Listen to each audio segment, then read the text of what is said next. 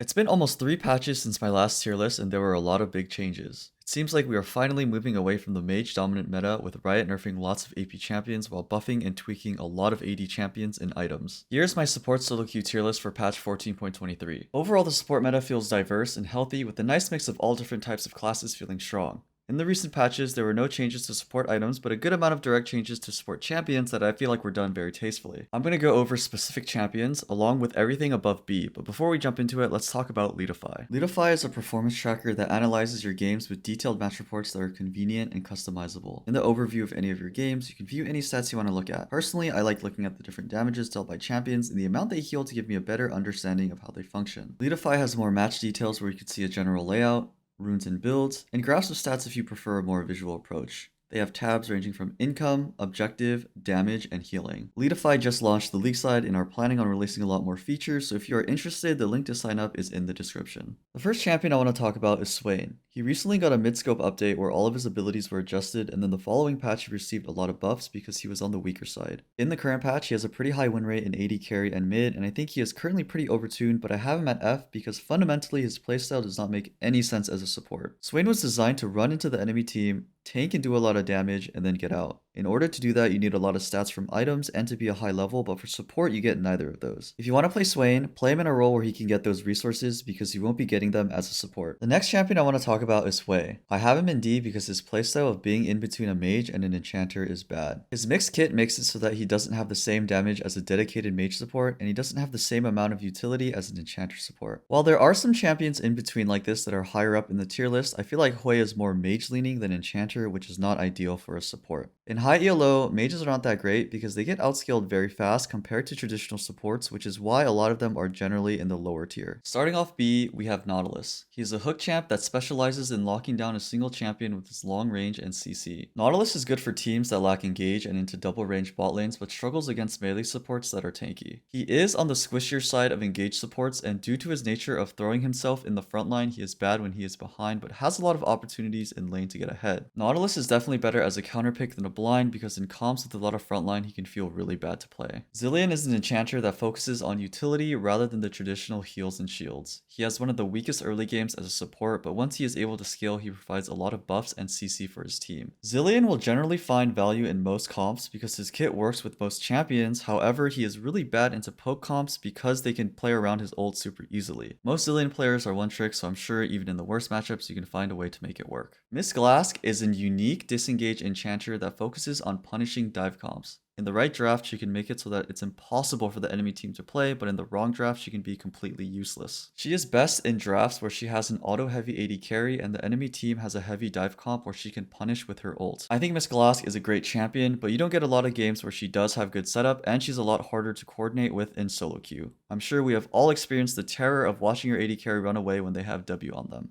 Fantastic champion in the right context though. Rell had her kit updated and the changes are so much I can't fit it in this format. TLDR, they changed Rell because there is no counterplay to Q flash into her WR combo. To get around this, they changed her Q to be a lower duration and made her W1 and W2 to be a two-part CC where the first part is a knock-up and the second part is a stun. So this way, if the enemy has enough tenacity, you can't guarantee the combo from Q flash and they can actually get out. They changed her passive, E, and base stats, but the main thing revolved around adding counterplay to that combo. After her changes, I think Rell is so much worse than her previous version, but she'll probably get buffed to the point where she is OP again. Every time a champion gets a mini rework, they either are really OP at release, or they are really weak and they get buffs until they're OP.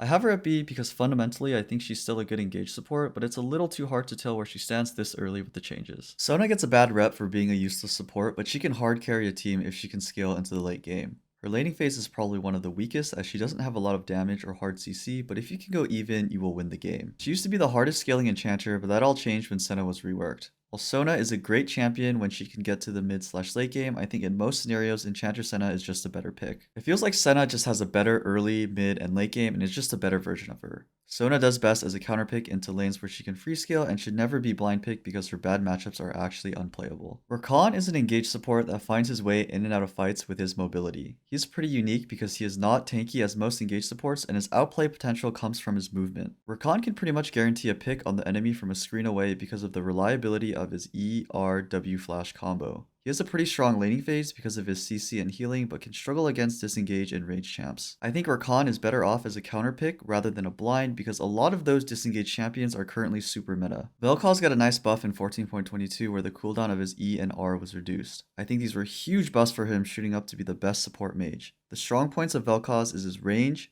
damage, and true damage. The problem with Vel'Koz is that he has no mobility, so he has to space very well, or else if he gets jumped, he kinda just dies, which is why the E cooldown buffs are such a big deal. I think he has a lot of potential, but people don't play him because he's just really difficult to maneuver well. Alistar is one of the most reliable engage supports with his point and click CC. He is the Chad melee support that goes in, CCs the enemy, and takes everything because his ult is one of the most broken abilities in the game. His biggest problem is that his range is pretty short, so he struggles into range supports and can get outskilled, so he's definitely better as a counter pick than a blind. I have him in B because he does have a lot of counters, but he does really well into most of the engage supports. Seraphine was nerfed in 14.22, but it was targeted more for her AP carry role than support as they nerfed the ratio of her Q. She is an in-between of a mage and an enchanter, definitely more enchanter leaning that has a nice mix of damage, utility, heals, and shields. Most enchanters end up outscaling her as she becomes a CC and shield bot later in the game, but Seraphine's trade-off is that her laning phase is a lot better than most due to her early power and range. She's a pretty good blind because most people expect her to be APC, and she can do decently well into a lot of matchups. Tahm Kench got nerfed this patch in 14.23 where the AP ratios on his passive and R were nerfed. This was aimed more for his role on top and doesn't affect support too much.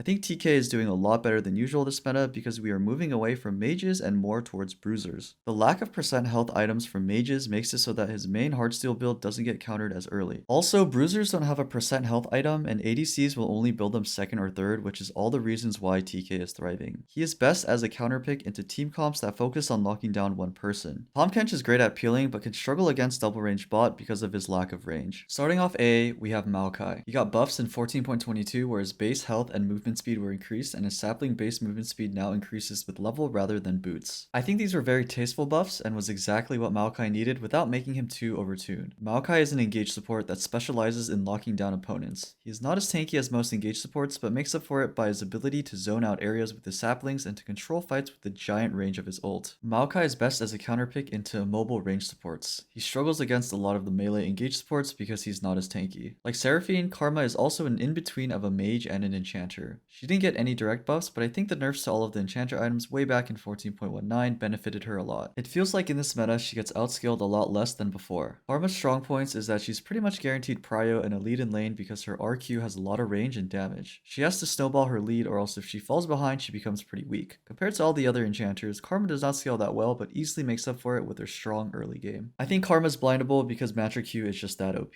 I recommend going the mage enchanter mix build of Malignance into Mandate or Shurelias. Soraka is doing a lot better this meta because of the lack of mages and increase in bruisers. Mages are the hardest counter to Soraka because they can apply healing reduction optimally due to the damage over time extending the duration and their range makes it very hard for Soraka to land her Qs. Bruisers becoming more popular makes it so that she has more of a frontline and she has more targets to hit Q on. With all of those things working together, I think she's in a really good spot right now. Soraka has one of the smoothest power curves as she has a very strong laning phase and scales really well into the late game. She thrives into teams that have a lot of frontline but struggles into ranged or poke comps, so I recommend picking her as a counter. Blitzcrank got buffs in 14.22 where the AD ratio on his E was increased from 80% to 100%. I think this was another really great buff because it fixed the issue of Blitz not being able to secure a kill after grabbing someone in lane. Blitzcrank is one of the best and unique hook champs because when he picks someone he pulls them into where he is standing. This is great because it makes up for his lack of tankiness and you can find a lot more angles. Blitz also stays relevant throughout the entire game because even if he is behind, he just needs to land that one hook and he can win the game. He is best as a counterpick into most range supports and is bad blind because he struggles into melee supports and heavy frontline drafts. Braum is a support who focuses on peeling for his carries by blocking abilities and autos and CCing the enemy. His kit revolves around his passive stun and his E where he takes a lot of reduced damage while being able to shield his allies. He's an ideal pick when paired with an auto-heavy hypercarry into an engaged support. While Braum is one of the best peel supports, he lacks the ability to play aggressively which makes him bad into double range bot lanes. He is definitely best as a counter because in the right draft he can win games very easily, but in the wrong draft he can feel useless. Senna got nerfed in 14.21 where her base armor and armor growth was reduced. As someone that played a lot of Senna, I think these were great nerfs because they only really affect her laning phase, which was very broken prior to this. Senna is one of the most unique range supports that can go a carry build or an enchanter build. If she is able to scale for either of the builds, she could easily take over a game and solo carry. Senna used to be pick banned because of how broken she was, but after the nerfs you probably only want to pick her into good matchups. That's going to be into lanes where there aren't a lot of kill pressure, which is mostly enchanters, as she is bad into hook champs or supports that can outrange her. Overall, Senna is still a very strong champion. Nami is probably the best blind pick enchanter due to her utility and how her kit can work well with almost all champions. She is the jack of all trades where she can do a bit of everything from CCing the enemy to buffing her teammates. Nami got a pretty big indirect nerf in 14.19 because a lot of her core items were nerfed and she was definitely a lot better in the recent patches when mages were meta, but she's still very strong. She is best when paired with caster champions and is bad into hook champs. Leona is one of the most staple supports that provides lots of crowd control and can stat check most of the other engaged supports. In matchups where she isn't outranged, she pretty much wins most 2v2s because the resistances she gains from her W are OP.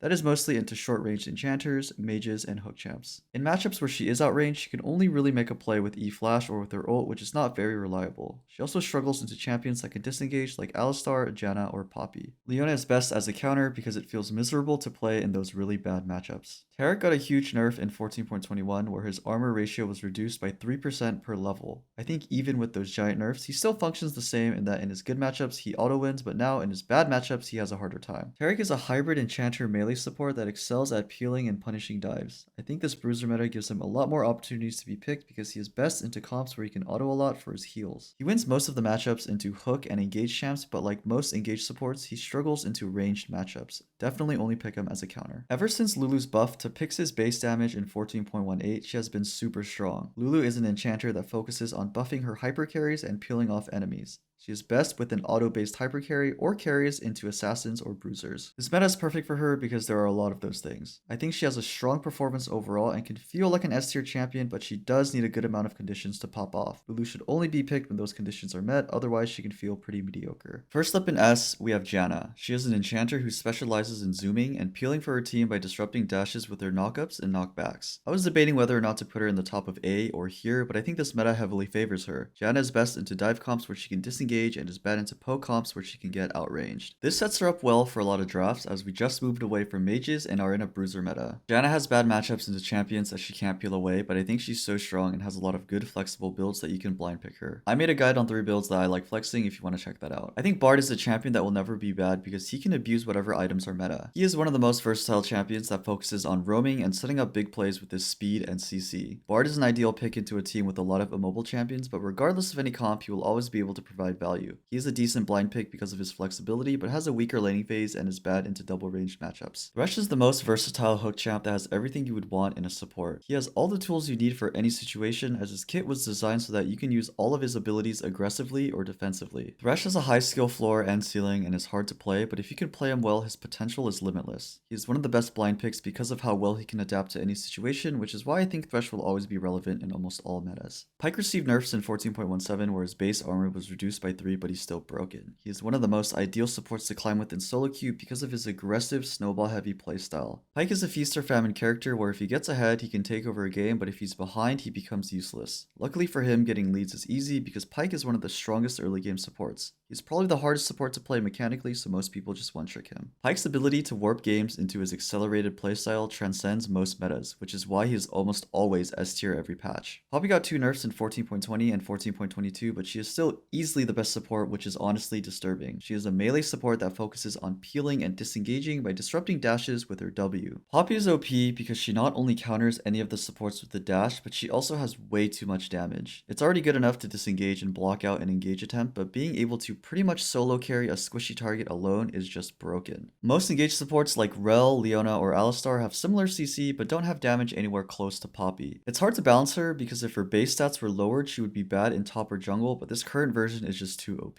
Poppy has bad matchups into range champions, but you can still blind pick her because you only need to land one slam against the wall to win the lane, and in Season 14, everyone has a dash. That concludes my tier list for patch 14.23. I only do tier lists every 2 or 3 patches, but I keep one that I update weekly on my Patreon, which is in my description if you're interested. Thank you so much for watching.